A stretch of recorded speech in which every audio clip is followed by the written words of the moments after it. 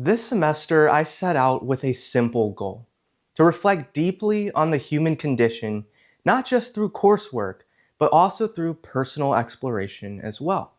And one of the most impactful moments on that journey came when I read Andy Weir's short story, The Egg, in Dr. Kroon's Best Books Club. Now, the story begins with a man who dies and meets a divine figure in the afterlife. In their conversation, he learns something rather astonishing. He is not just one person, but every person who has ever lived or ever will live. He was both Abraham Lincoln and John Wilkes Booth. He was every victim and every perpetrator, every parent and every child. The idea is that all of humanity is actually one soul, living out countless lives across time to grow and mature collectively. The universe, as the divine figure explains, is just an egg, a place for that soul to develop before it can transcend into something greater. Now, despite its fantastical premise, that story stayed with me, not just as a piece of fiction, but as a lens through which I began to see our time here differently. Standing here today, I'm reminded that we too have grown and matured within our own incubator, Stetson. Through years of classes, friendships, setbacks, victories, and late nights that we may or may not remember, we've transformed, but not in isolation. We've shaped each other just as much as we've been shaped. Of course, our growth wasn't all philosophical breakthroughs. Sometimes it looked like learning to function on 3 hours of sleep, or writing an entire paper in one sitting while praying for divine intervention, or just trying to sound confident giving a presentation when you had absolutely no idea what ontological meant. Growth looked like showing up, even when it was hard, and realizing that somehow that was enough. Now, during my time here at Stetson, I had the privilege of being part of several incredible teams: Moot Court, Mock Trial, and Ethics Bowl, alongside some of the most talented individuals that I've ever met. But what impacted me most about those experiences wasn't just the competitions or the successes, it was the reminder of the quiet, everyday power that we have as humans to uplift one another.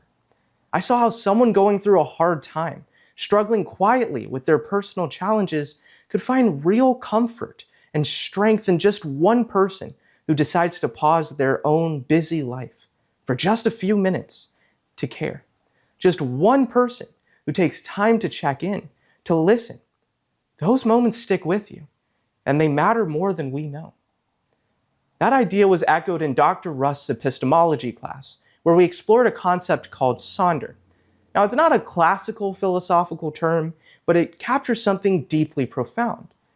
That this realization that each passerby is living a life as vivid and complex as your own. Every student walking across Palm Court, every hungry person waiting in line at streets, everyone that we sat next to in a class has a full story filled with joys, fears, dreams, and heartbreaks. Now, one of my most unexpected moments of Sder came in the second floor communal bathroom of Conrad Hall.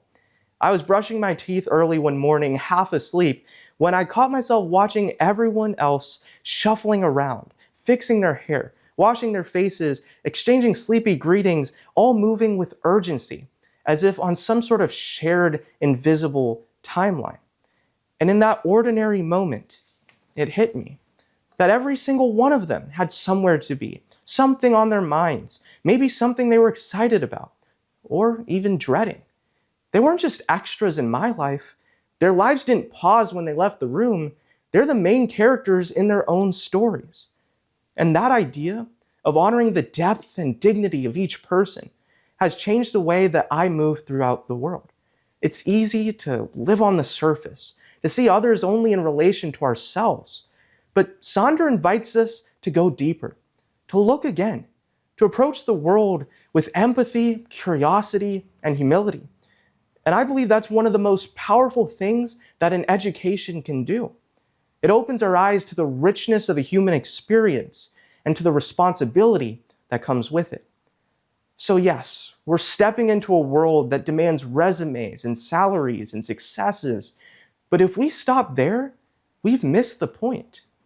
Because we've also gained something far greater, a way of thinking that values meaning over metrics. We've learned how to question, how to listen, how to see.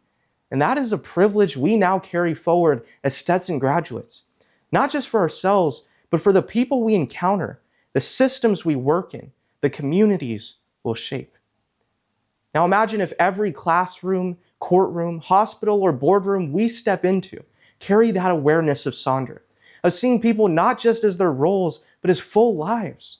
Imagine if we approach the world not with suspicion or competition, but with curiosity and compassion. That's the power that we hold, not just to succeed, but to humanize the very systems we enter. Thank you.